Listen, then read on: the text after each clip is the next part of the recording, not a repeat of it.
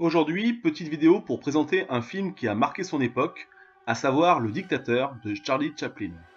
Tout d'abord, ce film est une comédie américaine en noir et blanc, diffusée pour la première fois en octobre 1940 aux États-Unis, réalisé et produit par Charlie Chaplin. Ce grand acteur est né en 1889 et est mort en 1977. C'est lui qui crée le célèbre personnage de Charlot, qui participe à faire de lui une star du cinéma muet burlesque.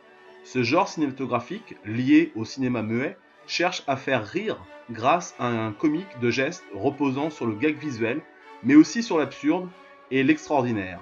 Cet artiste, de renommée mondiale, scénarise, réalise, interprète, compose et produit la majeure partie de ses films.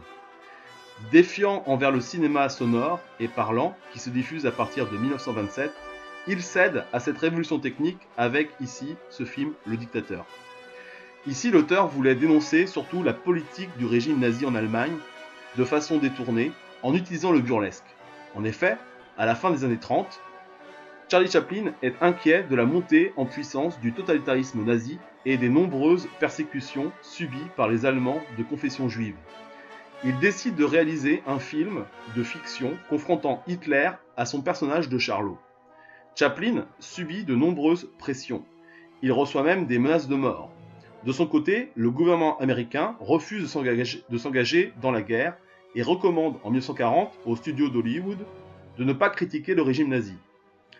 À sa sortie, le film est un véritable succès, mais il est censuré en Allemagne à cette époque.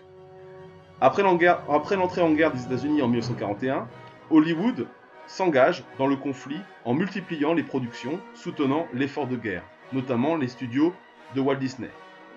Chaplin joue ici deux rôles à la fois. Celui du personnage Dinkel, qui est une caricature facilement identifiable d'Adolf Hitler, qui est dans le film Dictateur de Tomania, pays imaginaire inspiré de l'Allemagne de cette époque. Il joue aussi le rôle d'un barbier juif, victime des persécutions antisémites dans son pays. Le film raconte donc l'histoire de ce barbier, blessé au cours de la Première Guerre mondiale, alors qu'il était soldat de Tomania. Celui-ci se fait soigner pour amnésie dans un hôpital. Il en ressort après de longues années. Entre-temps, son pays a profondément changé. Un dictateur a accédé au pouvoir et impose sa loi par la terreur et la propagande. Il persécute une partie de la population tout en menant une politique étrangère agressive.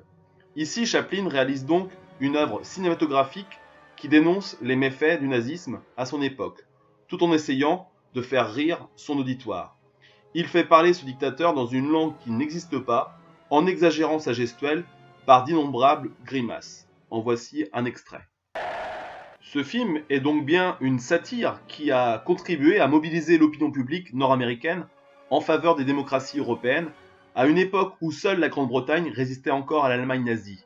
Une des scènes mémorables du film est celle à la fin de celui-ci, c'est-à-dire du discours final du barbier, qui, ayant pris l'identité du dictateur Hinkel, se lance dans un long et émouvant plaidoyer pour la paix et l'amitié entre les peuples, aux antipodes du discours raciste et haineux du véritable Hinkel, plus tôt dans le film.